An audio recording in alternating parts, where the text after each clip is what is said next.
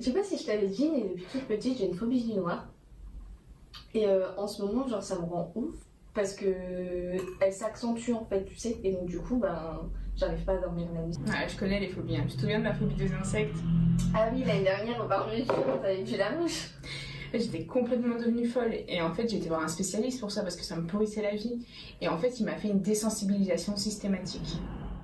Il faut contracter un muscle puis le relâcher. Toute forme de tension psychique en général ou d'anxiété va toujours provoquer l'apparition d'une contraction au niveau de la musculature.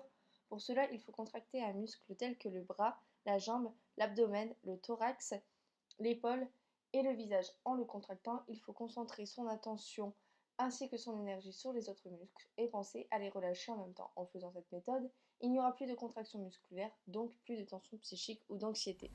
Donc évidemment, c'est le thérapeute qui nous apprend cette technique de relaxation.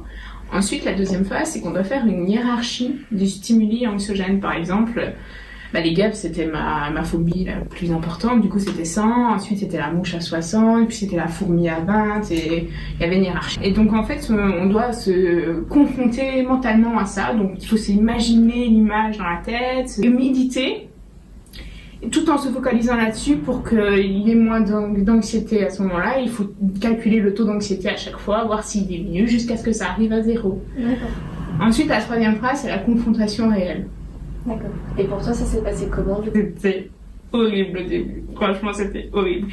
Et puis, en méditant, en essayant de me relaxer, ça a commencé à aller mieux. Il m'a fallu plusieurs séances.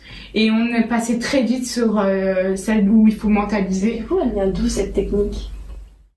La désensibilisation systématique est une pratique inventée par Joseph Wolpe en 1948. C'est basé sur le conditionnement classique de Pavlov. On prend un stimulus neutre, par exemple la mouche. On observe qu'en temps normal, il n'y a pas de réponse. Mais là, pour moi, la réponse était l'anxiété.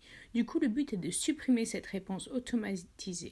De plus, on observe ce qu'on appelle une généralisation du stimulus, c'est-à-dire un processus par lequel les attributs d'un élément sont étendus à un autre élément. Ici, ma peur initiale était les guêpes, car je me suis fait piquer. Mais après, j'ai eu peur de tous les insectes. Pour déconditionner ce comportement, on va décider de changer la réponse initiale en une réponse conditionnée.